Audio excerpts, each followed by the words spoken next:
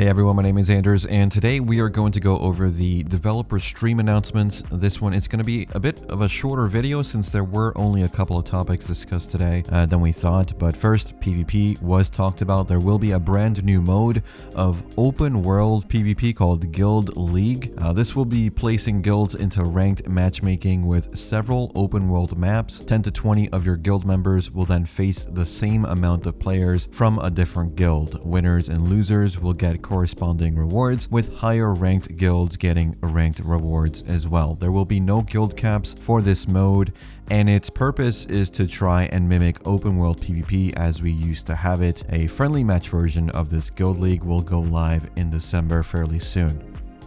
Next, we have Node Wars talked about. Node Wars are being completely revamped. Node Wars as we knew them will be deleted. Sieges are not affected by this, only Node Wars. Node Wars will be renamed to Region War.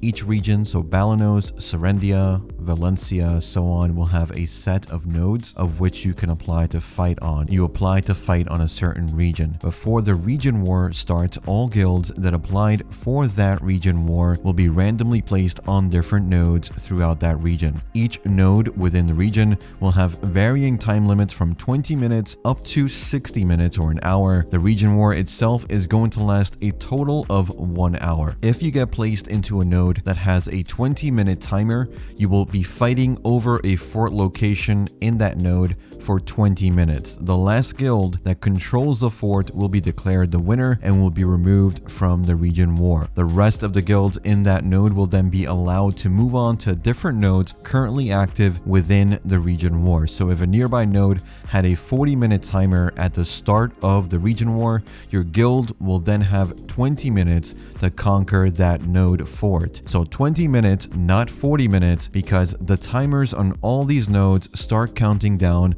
from the beginning of the war. You will also be fighting guilds that are already in combat in that node, depending of course on how many guilds overall have applied for that region. You repeat this until the entire hour of the Region War ends, and placements for which nodes you get will be random to prevent politics beforehand, but of course you can still diplo as the war starts if you talk to other guilds in the node with you. This also means there will be no more base building. Node forts will have pre-placed buildings, and since you fight for control over this one fort in that node, your guild does not have buildings they need to defend if they are purely attacking. This is to make it so the defense role we knew is no longer going to exist, and it is purely a more dynamic or attack-centric fight. At least that is the idea. There will also be last hit for node forts, meaning you can still win as a weaker guild, and team battle will be removed.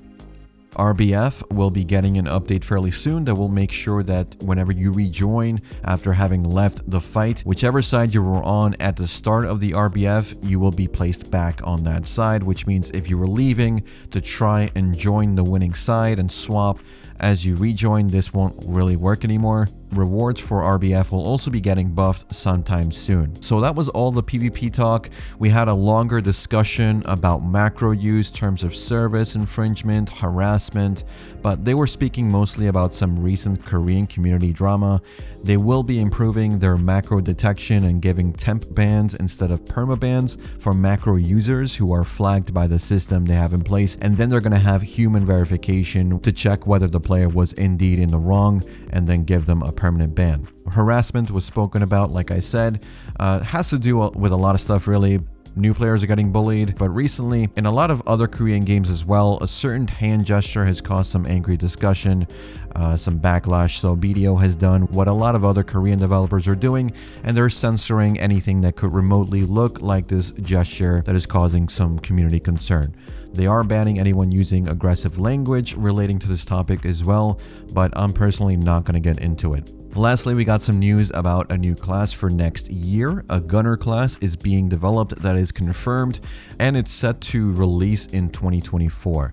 We finally have a gunner class. We've been asking for this a long time. We'll have to wait, I think, a while before we see any concept art for the class. However, There's also a new outfit that is being released soon. We did get an image for this. This is also marking a change in outfit design philosophy. They're going to lean into more modern styling for new outfits and also allow classes to go beyond what their usual stylings have been in the past. For example, warriors always getting sort of armor aesthetic outfits, Lans always having very similar outfits, traditional outfits that look way too similar. So this new direction will hopefully change that and offer more options for those players. That's all that was talked about today. Let me know your thoughts in the comments. Some pretty heated topics. Tomorrow we do have test server update as well, so I'll see you guys then. But for now, as always, thanks for watching, thanks for listening. I'll see you all in the next one. Take care.